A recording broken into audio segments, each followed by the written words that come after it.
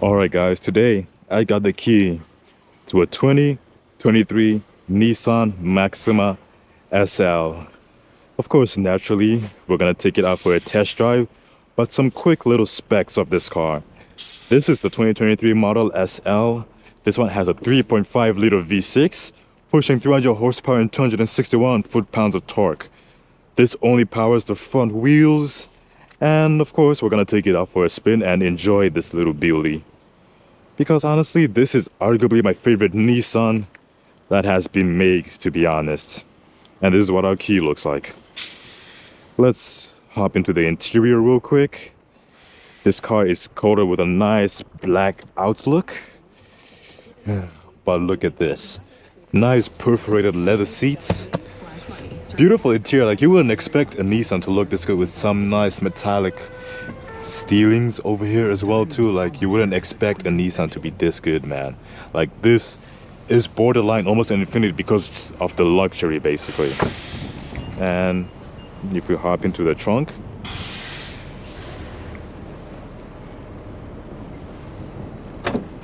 all right, there we go. We have a ton of space here, and we can also pull our seats down as well for more space in here. Below here is going to be our spare tire with all our tools we need to change the tires. And over here we also have two exhaust tips. Well, it's mostly one, but it has a cover for two, so it does look a little bit more sporty.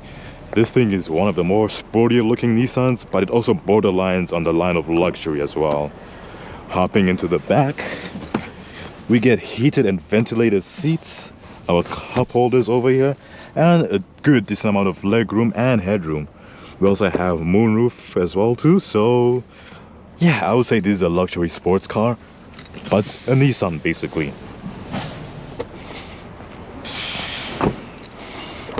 Now hopping into the front for the main attraction, which honestly my favorite part is this flat bottom steering wheel. Is such a beauty.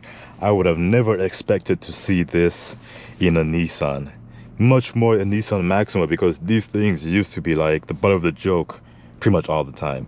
Another thing I like is that it's push to start, and we also have a little compartment to hide our phone, so you can drive completely undistracted. Now your phone is gone. Heated seats, and of course we're gonna start off in sport mode. This is a CVT transmission, so yeah, we are gonna enjoy this little one. We're gonna enjoy it very well. 300 horsepower front wheel drive, 0 to 60 comes in a good 6 seconds. And of course we do have a huge gigantic infotainment system, almost a good 7 inches of screen right here with navigation included as well. And we do have a climate controls as well, but you know what, those are simple stuff. Let's hear what our audio sounds like, because we do have Bose speakers in this thing. Disorder, but your disability claim was denied. Oh yeah, that's loud. And it's crisp, that's the thing, it's loud and it's crisp. So let's go on a little drive in this thing. It is a little bit wet outside, so we might bake traction, but oh.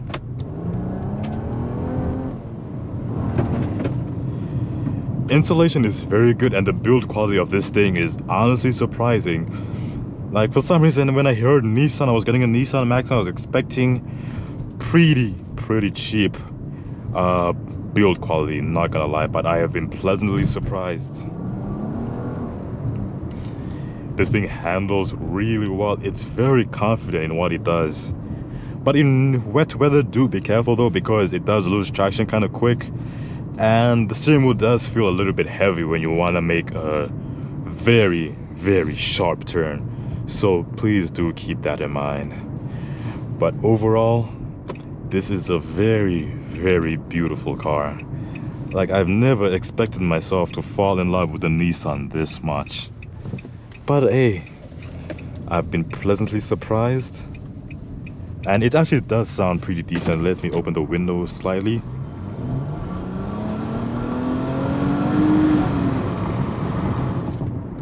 .5 liter V6 with 300 horsepower. Essentially think of this car as a base model Dodge Charger GT, except it's front wheel drive and the interior doesn't look as simple as a Dodge Charger. or the Challenger, whatever model you get, because I would almost pick this one over the Dodge Charger. Only reason I'll take the Charger because it's rear-wheel drive and it's more of a looker. This one is more of a sleeper. This is the ultimate sleeper car, because no one would expect this car to at least be a good 6 seconds. I was expecting it to be at 8 seconds from 0 to 60. But the second I heard it had a V6, I was kind of happy, man. I was kind of happy, I'm not gonna lie, man.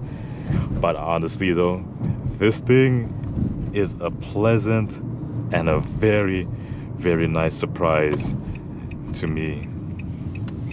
Handles like a dream. It's very confident in the corners.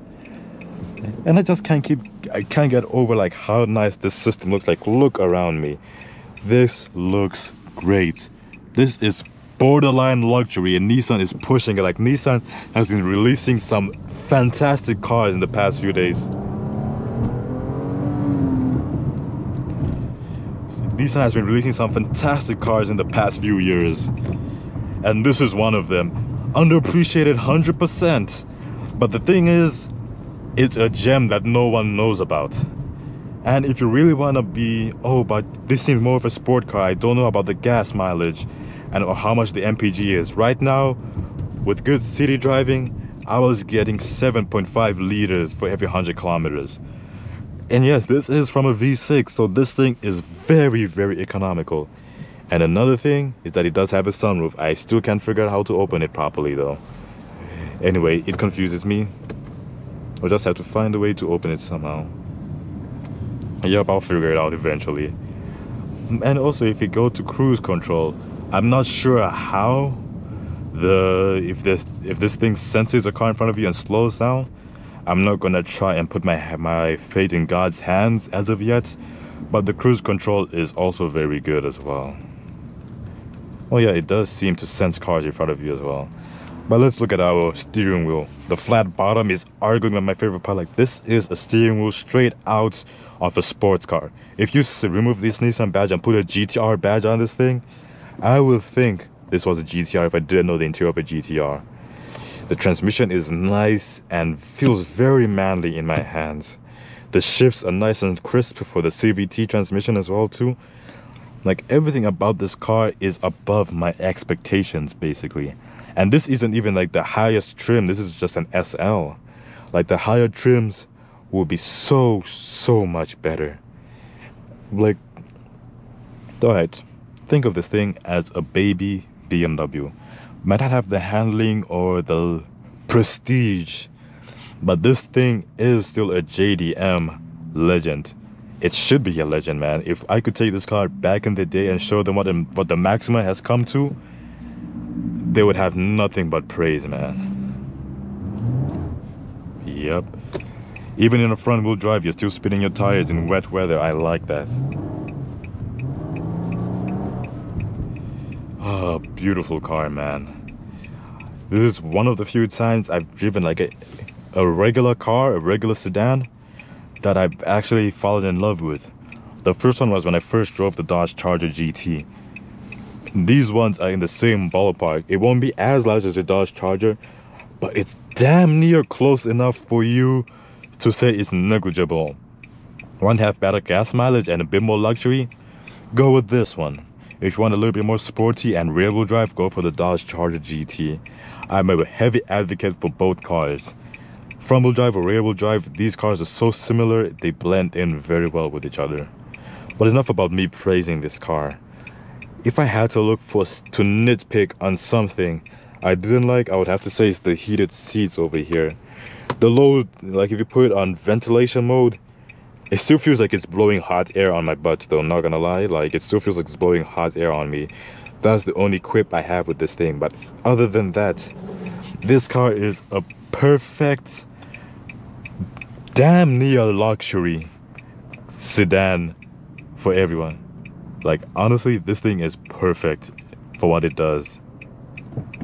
And I wouldn't trade it in for anything, or for any of its competition really. If I think of the Toyota Camry, I think of a sporty little car with fun little paddle shifters.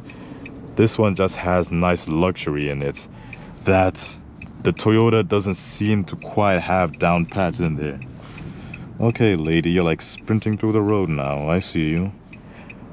But anyway, this is just a very, very beautiful and nice car, man.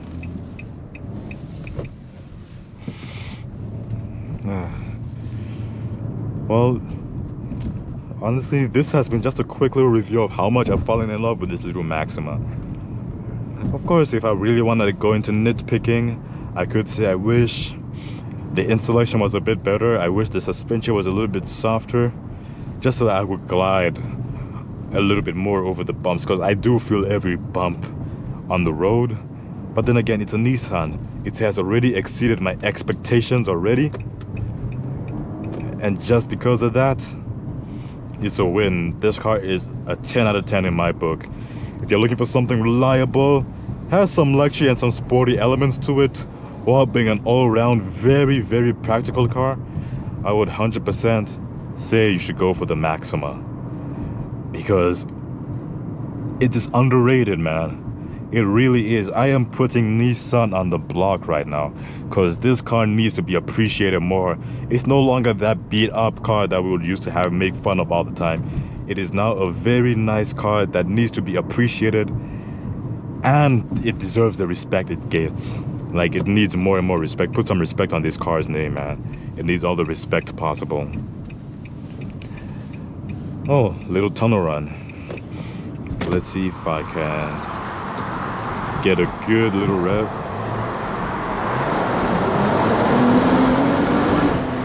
Nice.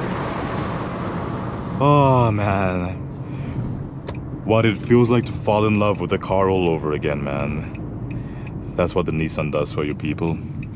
I would highly recommend you drive one of these and experience why I am fanboying over this car so much, because I was expecting it to be like a Honda Civic, but slower and a little bit worse. But I've been pleasantly surprised.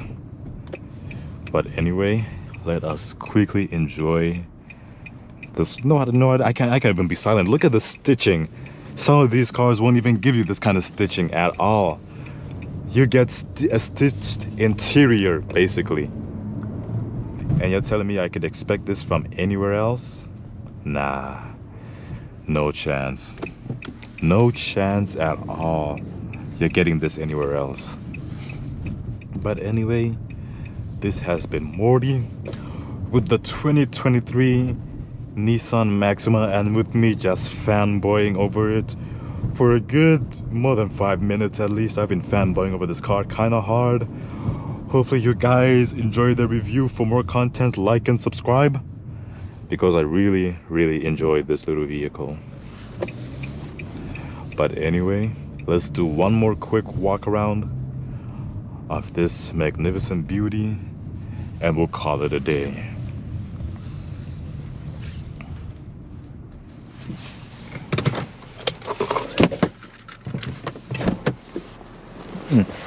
First, let's pop the hood so you guys can see the little V6 in action.